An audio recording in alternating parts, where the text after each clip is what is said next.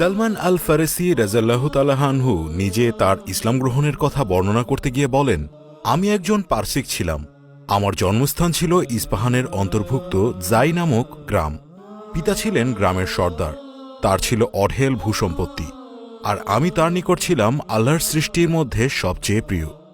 আমি অগ্নিপূজা খুবই মনোযোগী ছিলাম এবং এক পর্যায়ে আগুনের এমন খাদেম বনে গেলাম যে মুহূর্তের জন্য আগুন নিভতে দিতাম না। আমার পিতা একদিন তার একটি গৃহ নির্মাণে ব্যস্ত হলেন এবং আমাকে বললেন, হে বৎস, আমি বর্তমানে আমার খামারে একটি গৃহ নির্মাণ করছি, তুমি যাও এবং তা দেখাশোনা করো। অতঃপর আমি তার খামারের দিকে রওনা হলাম। পথিমধ্যে খ্রিস্টানদের এক গির্জার পাশ দিয়ে যাচ্ছিলাম, যেখানে তারা প্রার্থনা করছিল। আমি তাদের প্রার্থনা দেখে বললাম, আল্লাহর কসম, আমাদের ধর্মের চেয়ে এ ধর্মই উত্তম। আমি খ্রিস্টানদের জিজ্ঞেস করলাম, এ ধর্মের উৎপত্তি কোথায়? তারা বলল, সিরিয়ায়। অতঃপর আমি সিদ্ধান্ত নিলাম সেখানে যাবার। সুযোগ বুঝে একদিন লুকিয়ে সিরিয়া যাত্রা করলাম। সেখানে গিয়ে আমি একজন পাদ্রীর তত্ত্বাবধানে থেকে সে ধর্মের সব আচার অনুষ্ঠান শিখতে লাগলাম।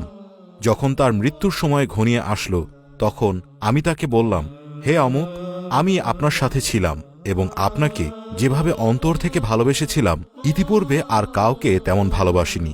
এখন আপনার মৃত্যুর সময় ঘনিয়ে এসেছে।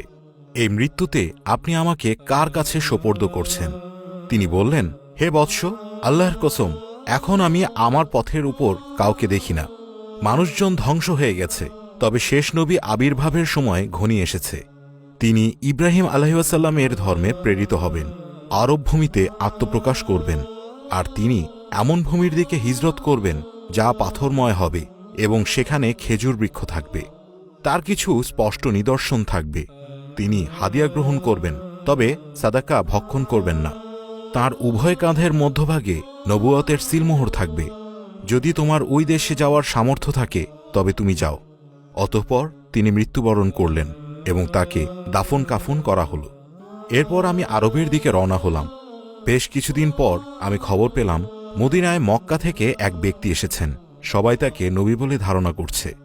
এ কথা শুনে তাকে যাচাই করার জন্য আমি চলে গেলাম। আমার নিকট কিছু সম্পদ ছিল।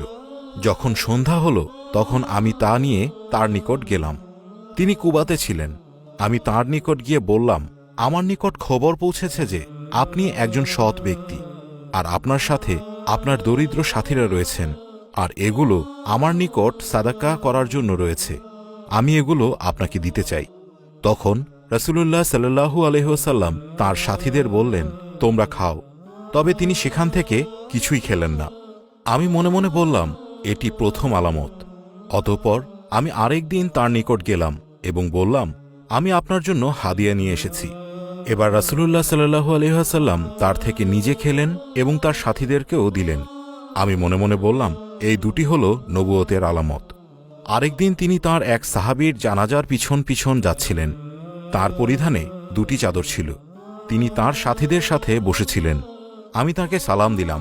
অতঃপর আমি তার পিঠের দিকে ঘুরে দেখতে লাগলাম, যেন সেই পাদ্রীর বর্ণনা মোতাবেক ওই মোহরটি দেখতে পাই।